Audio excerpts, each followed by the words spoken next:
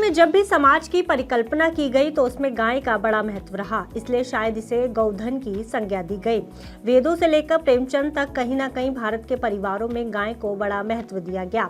1970 में जब डॉक्टर वर्गीस कुरियन ने व्हाइट रेवोल्यूशन की शुरुआत की तो भारत में दूध के प्रोडक्शन और सेल्फ सफिशिएंसी की बाढ़ सी आ गई।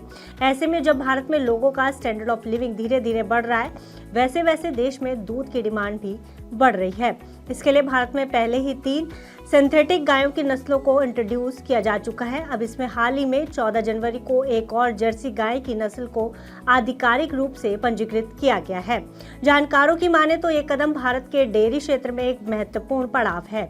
ये नया बदलाव न केवल दूध उत्पादन के तरीकों को प्रभावित करेगा, बल्कि किसानों की आय और देश की डेयरी नीति की दिशा भी तय करेगा। 14 जनवरी को नई दिल्ली में आयोजित ICAR के कार्यक्रम में भारत की नई सिंथेटिक डेयरी काउ ब्रीड करन फ्राइज को आधिकारिक रूप से पंजीकृत किया गया है। करन फ्राइज का विकास national dairy research institute Karnal द्वारा किया गया है।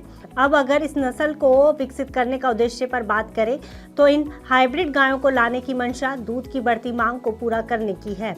इसके लिए विदेशी गायों और देसी गायों की क्रॉस ब्रीडिंग कराई जाती है। ज्यादातर देशी गायों की दूध उत्पादन की क्षमता विदेशी गायों जैसे हॉलस्टीन ब्राउन स्विस के मुकाबले कम होती है, लेकिन देसी गायों में भारत की जलवायु को सहने की क्षमता और भारतीय महाद्वीप में होने वाली बीमारियों से लड़ने की बढ़िया रोग प्रतिरोधक क्षमता होती है।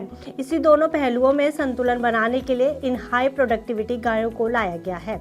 अब अगर करन फ्राइज की बात करें तो इसे केंद्रीय कृषि मंत्री शिवराज सिंह चौहान ने ICAR के कार्यक्रम में आधिकारिक तौर पर लॉन्च कर दिया है। करन फ्राइज बहुत ही हाई यील्डिंग हाइब्रिड नस्ल है जो अनुकूल परिस्थितियों में करीब 46.5 लीटर तक दूध प्रतिदिन उत्पादन कर सकती है। यानी ये गाय लगभग 10 महीनों में औसतन 3550 लीटर तक दूध का उत्पादन कर सकती है। इसे NDRI करनाल में बनाया गया है। इस अवतार पर NDRI के निदेशक वी सिंह ने बताया है कि इसे बनाने के लिए हॉलस्टीन जो कि कनाडा की काउ ब्रीड है और भारत के थार रेगिस्तान में पाई जाने वाली थार पारकर की क्रॉस ब्रीडिंग कराई गई है। इसके साथ ये भारत की चौथी हाइब्रिड गाय की नस्ल बन गई है। आपको बता दें कि इससे पहले देश में 3 हाइब्रिड गायों की नस्लें हैं जिनका नाम है वृंदावनी, फ्राइजवल और करन स्विस। इसके अलावा देश में करीब 242 देसी नस्ल की गायें भी हैं। हालांकि जानकारों के मुताबिक भारत में अभी भी इस तरह के एक्सपेरिमेंट्स का बहुत स्कोप है, क्योंकि बढ़ती जनसंख्या, बढ़ती मांग और घटते संसाधन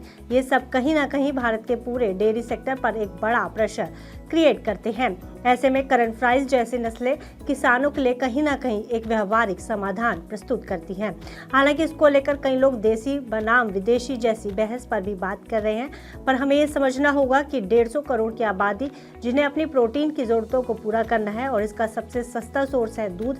इसके अलावा जो किसी धार्मिक या सामाजिक कारणों की वजह से मीट मांस का सेवन ना करते हों, उनके लिए भी प्रोटीन का सबसे बड़ा जरिया दूध ही है। ऐसे में सरकार का इस तरह की क्रॉस ब्रीडिंग की फंडिंग और प्रमोशन करना भारत की डेयरी इंडस्ट्री के लिए एक बड़ी जरूरत बन गया है। सरकार का ये कदम एक ऐसा कदम जो डेयरी की उत्पादकता को कई गुना तक बढ़ा सकता है। सरकार का ये कदम कहीं ना कहीं भारत के डेयरी उद्योगों के लिए एक वरदान साबित हो सकता है। हाल ही में सरकार ने व्हाइट रेवोल्यूशन 2.0 शुरू किया है। करन फ्राइज जैसी नई नस्ल का आना इसमें एक मील का पत्थर साबित हो सकता है। बाकी आपका इसके बारे में क्या कुछ सोचना है, अपनी राय हमें कमेंट बॉक्स में लिखकर जरूर बताइएगा। साथ ही ऐसी personal finance, government policies, business और बजट से जुड़ी खबरों के लिए आप देखते रहिए मनी 9।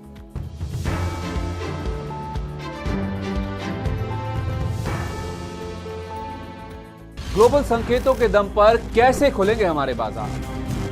क्या कह रही हैं खबरें और ब्रोकरेज रिपोर्ट्स? किन शेयरों में बनेगा पैसा? बाजार खुलने के बाद क्या खरीदें, किन शेयरों को करें पोर्टफोलियो से बाहर? कैसा रहा बाजार का दिन भर का कारोबार? कैसे तैयार करें कल के बाजार की स्ट्रैटेजी? इन सब सवालों के जवाब जानिए मेरे साथ ओपनिंग बज और क्लोजिंग बज में इन वक्त पर सिर्फ मनी 9।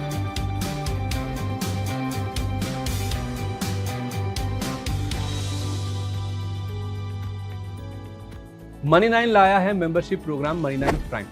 अब आपके दिमाग में कई सारे सवाल होंगे, मसलन आखिर क्या है ये मनी 9 प्राइम, आपके लिए यानी दर्शकों के लिए इसके क्या फायदे हैं, और एक बड़ा सवाल ये कि मनी 9 प्राइम से आखिर जुड़ना कैसे है। तो इसकी पूरी जानकारी हम आपको देने जा रहे हैं।